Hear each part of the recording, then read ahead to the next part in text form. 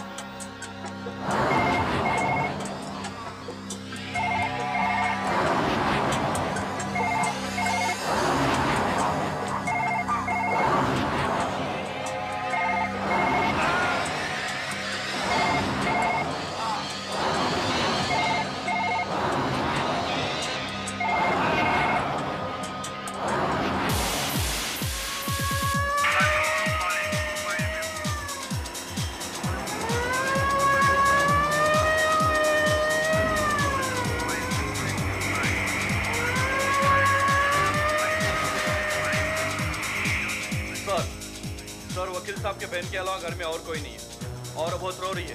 अच्छा, और case suicide का है सर। वकील साहब ने अंदर से दरवाजा बंद करके जहर खा लिया है।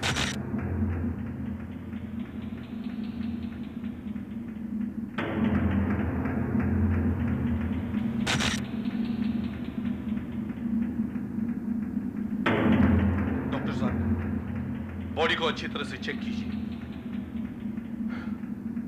पल्स नहीं चल रही है। He is dead। बॉडी को देख के लगता है कि इनकी मौत रात को करीबन 8 और 9 के दरमियान हुई होगी।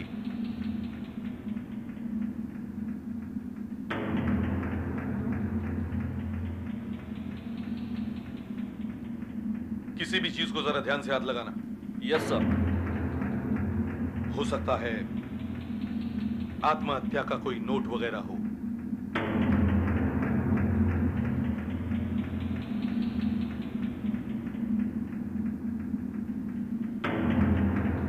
मुंह से झाग निकला हुआ है।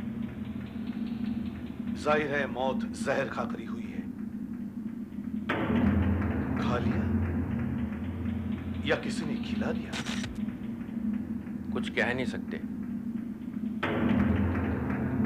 अगर जहर अपने आप खा लिया तो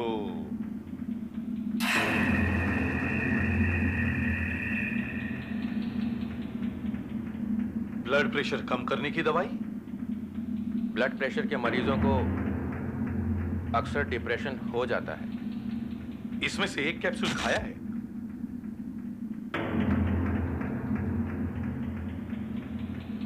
कुछ दवाइयां ऐसी भी होती हैं जो अगर इस दवाई के साथ खिला दी जाए तो आदमी मर भी सकता है।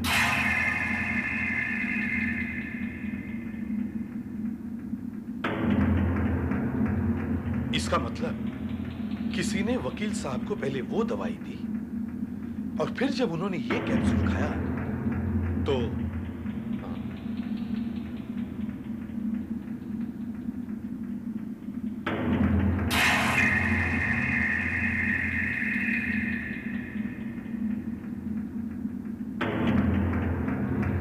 वकील साहब पाइप पी रहे थे।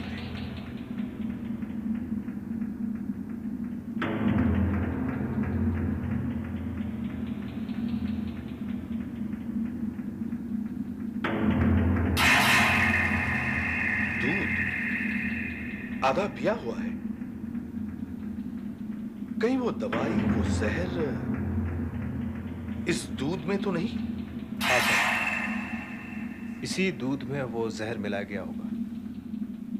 और सर, ऐसा कोई कागज भी तो नहीं मिला जिससे आत्महत्या के बारे में कुछ पता चल सकता?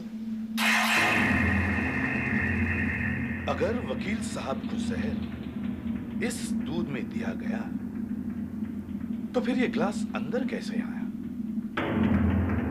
दरवाजा तो अंदर से बंद था। कौन हो सकता है? कौन ला सकता है ये जहर से भरा दूध? मैं ये कैसे बता सकती हूँ? अगर आप नहीं बता सकती तो और कौन बता सकता है? आप ही तो उनकी देखभाल करती थी। और अगर आपने उन्हें दूध का गिलास नहीं दिया तो क्या आसमान से टपक पड़ा? आपके भाई की मौत जहर खाने से हुई है। अब जहर कहां से आया ये तो हम कह नहीं सकते, मगर दूध। दूध? भाई साहब तो दूध पीते ही नहीं थे। दूध पीते ही नहीं थे? कमरा अंदर से बंद है, दूध का गिलास आधा खाली है। फिर गिलास अंदर लाने वाला कौन? दूध पीने वाला कौन? हे भगवान, ये सब क्या हो गया? अब मेरा क्या होगा? होना क्या है? सारी जायदाद मिलेगी और क्या? रहने दो ना सरोज, तुम भी। क्यों रहने दो जी? तुम चुप रहो। पिछले 15 साल से हम इस फ्लैट में रहते हैं। एक दिन भी ऐसा ना गया हो जिस दिन इस औरत ने अपने भाई से झगड़ा ना किया हो जायदाद के लिए। नींद हराम कर दी हमारी। वकील साहब आपके पड़ोसी थे, इस तरह की बातें कर रही हैं आप उनके लिए? देखिए, वकील साहब को आखिरी बार जिंदा देखने वालों में सिर्फ आप ही हैं। और तो कोई घर में आया ही नहीं। आई थी। आई थी? कौन? वही चुड़ैल, राधा। कहने को तो वो मेरी बहन की लड़की है, मगर उसे भतीजी कहने में भी शर्म आती है। क्यों? जब देखो जायदाद के लिए झगड़ा करती थी। झूठ बोलती है वो। कल आप वहां से कितने बजे निकली थी? रात 8 बजे के करीब। और वकील साहब की मौत करीब 8:30 के आसपास हुई थी। क्या कहना चाहते हैं आप? वकील साहब की टेबल पर हमें एक दूध का ग्लास और ये कैप्सूल्स मिले हैं। दूध का ग्लास? लेकिन दूध का ग्लास तो वहां कोई था ही नहीं। था ही नहीं? तो फिर वकील साहब को दूध किसने दिया? एक मिनट। जब मैं अंकल से मिलकर वापस जा रही थी तो किचन में मैंने वकील साहब की बहन को देखा। क्या चाहिए?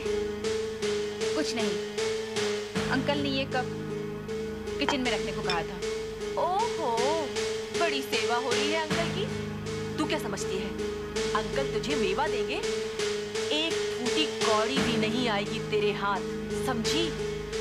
इस बात का फैसला अंकल करने वाले हैं, बहुत जल्द ही। अंकल क्या फैसला करेंगे? उनका तो एक पांव वैसे ही कब्र में लटका हुआ है।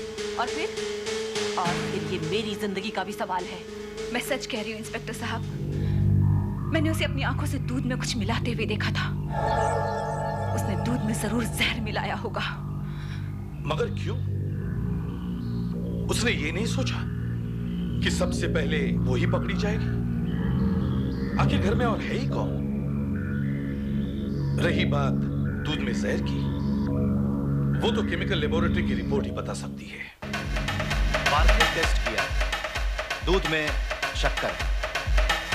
बस नहीं, एक और टेस्ट करना बाकी है। देखिए, ये सॉल्यूशन हमने उस दूध से तैयार किया है। अगर दूध में जहर है तो इस सॉल्यूशन की 3 या 4 बूंदें मिलाने पर भी इसका रंग नहीं बदलेगा। जी हाँ, 3 या 4 बूंदें। अगर रंग बदला तो जहर नहीं।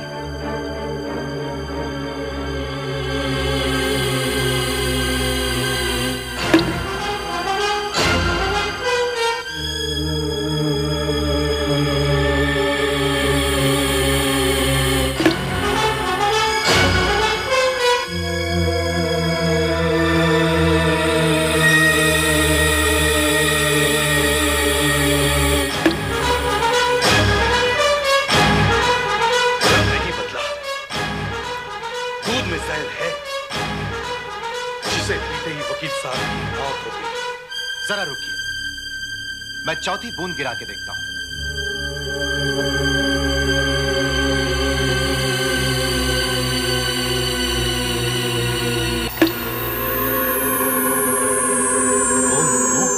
रंग बदल गया।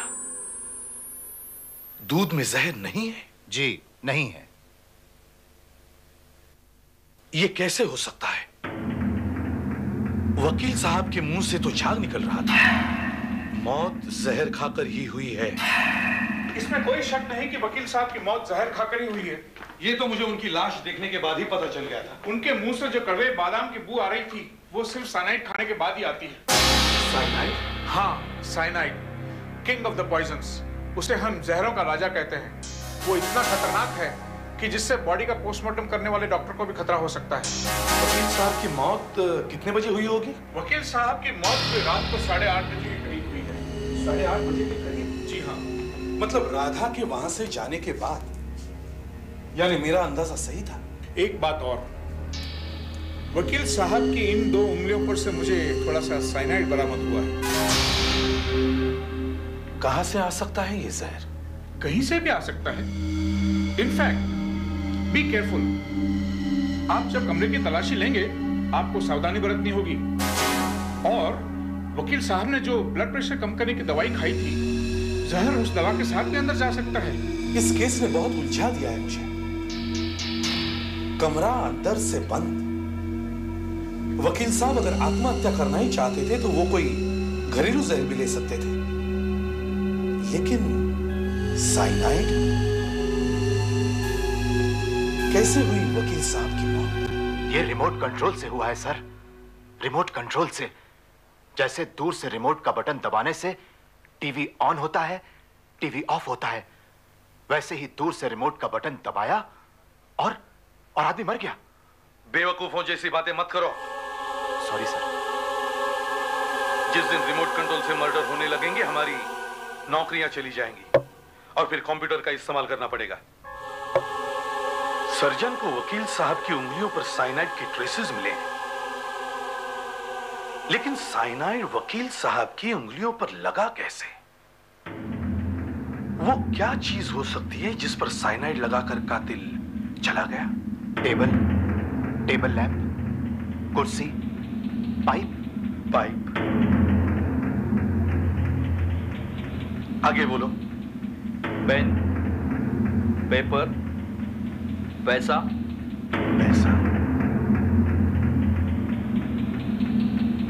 आगे बोलो। Ashtray, telephone, glass. Yes, glass. हमें फोन